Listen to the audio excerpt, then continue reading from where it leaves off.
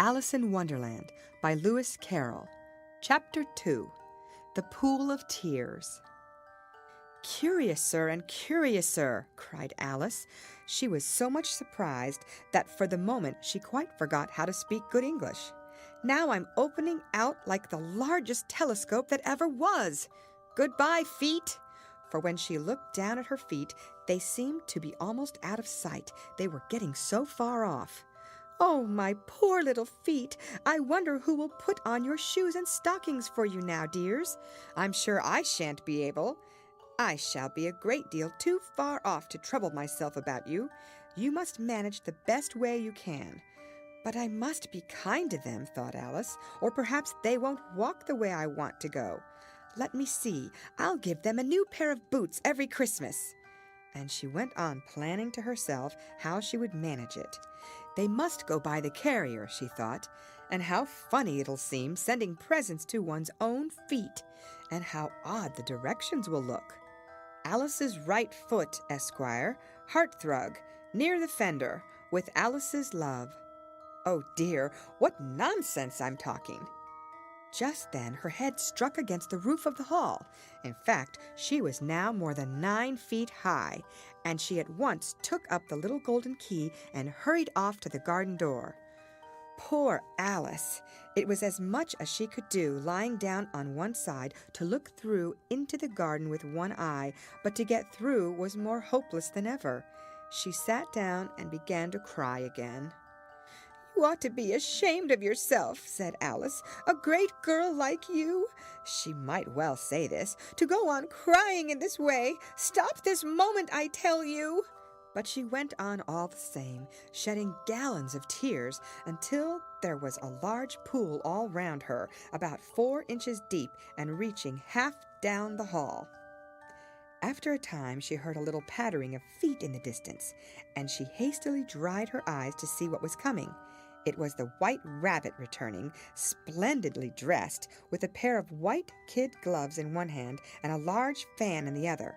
He came trotting along in a great hurry, muttering to himself as he came, "Oh, the Duchess, the Duchess! Oh, won't she be savage if I've kept her waiting?"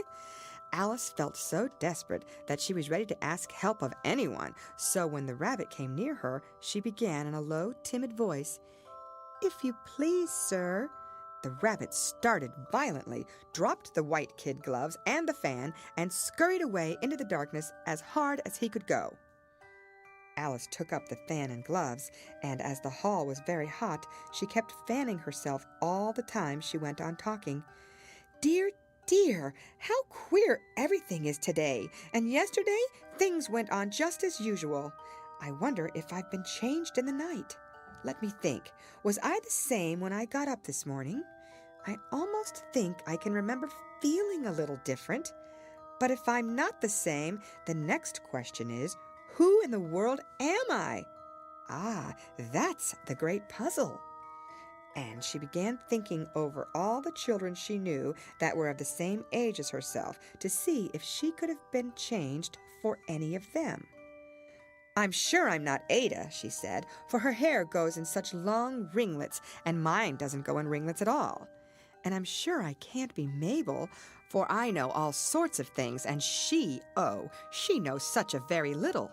Besides, she's she, and I'm I, and oh dear, how puzzling it all is. I'll try if I know all the things I used to know. Let me see. 4 times 5 is 12, and 4 times 6 is 13, and 4 times 7 is... Oh dear, I shall never get to 20 at that rate. However, the multiplication table doesn't signify. Let's try geography.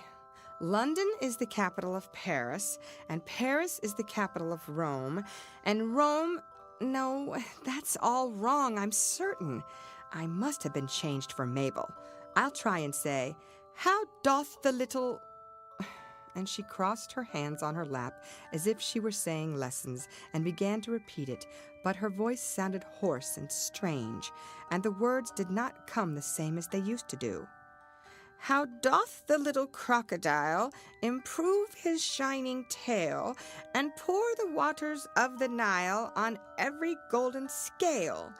How cheerfully he seems to grin, how neatly spread his claws, and welcome little fishies in with gently smiling jaws. I'm sure those are not the right words, said poor Alice, and her eyes filled with tears again as she went on. I must be Mabel after all, and I shall have to go and live in that poky little house and have next to no toys to play with and, oh, ever so many lessons to learn.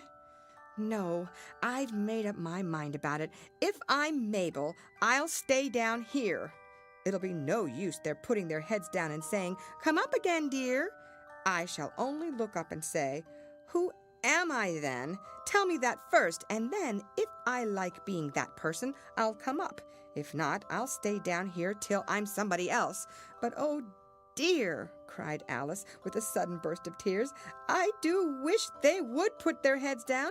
I am so very tired of being all alone here."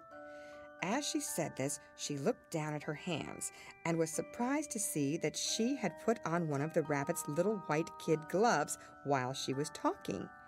How can I have done that, she thought. I must be growing small again. She got up and went to the table to measure herself by it and found that, as nearly as she could guess, she was now about 2 feet high and was going on shrinking rapidly.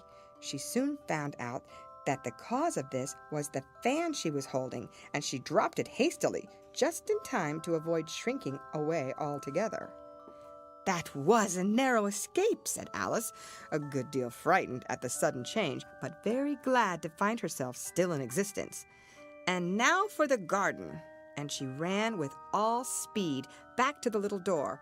But alas, the little door was shut again, and the little golden key was lying on the glass table as before. And things are worse than ever, thought the poor child, for I never was so small as this before, never.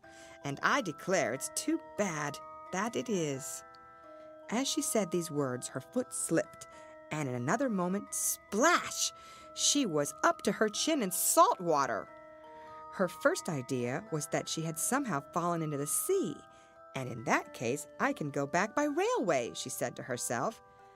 Alice had been to the seaside once in her life and had come to the general conclusion that wherever you go to on the English coast, you find a number of bathing machines in the sea, some children digging the sand with wooden spades, then a row of lodging houses, and behind them a railway station. However, she soon made out that she was in a pool of tears, which she had wept when she was 9 feet high. "I wish I hadn't cried so much," said Alice as she swam about, trying to find her way out. "I shall be punished for it now, I suppose, by being drowned in my own tears. That will be a queer thing, to be sure. However, everything is queer today." Just then she heard something splashing about in the pool a little way off, and she swam nearer to make out what it was.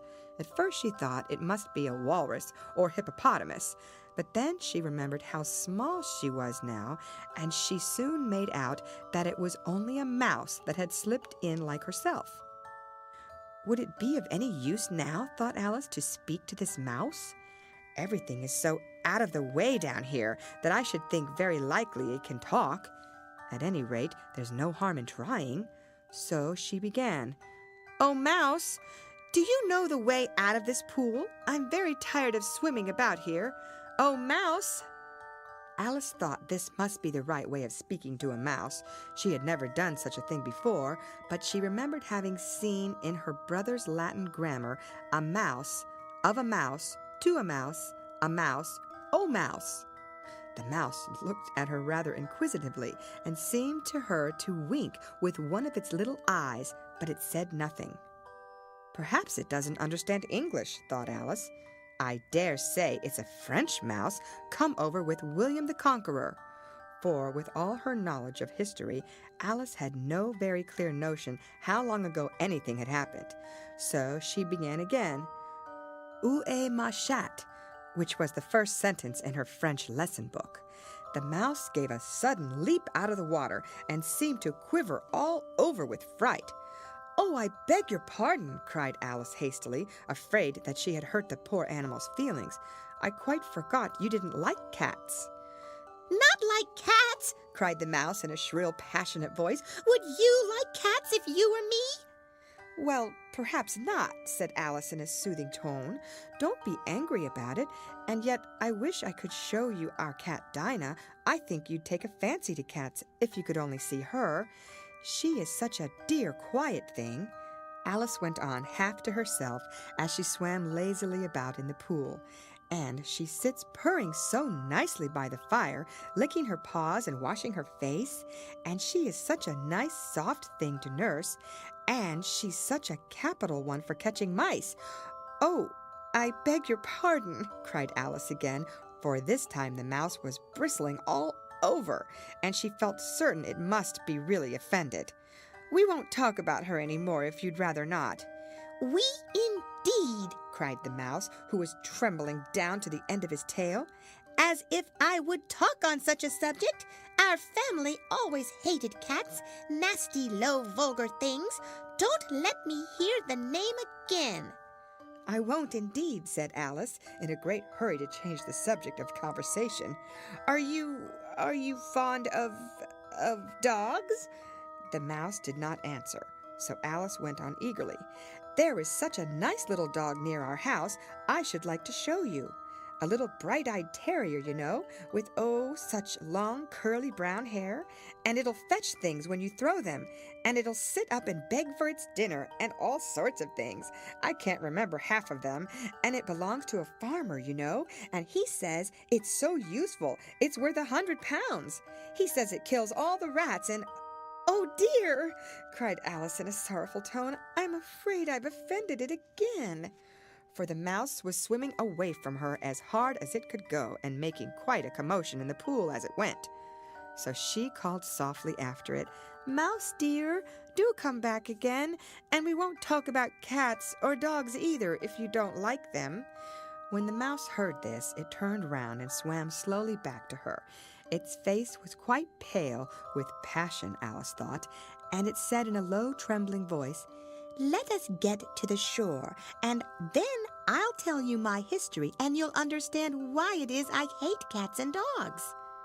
It was high time to go, for the pool was getting quite crowded with the birds and animals that had fallen into it. There were a duck and a dodo, a lory and an eaglet, and several other curious creatures. Alice led the way, and the whole party swam to the shore. End of chapter. Read by Lorraine Montgomery for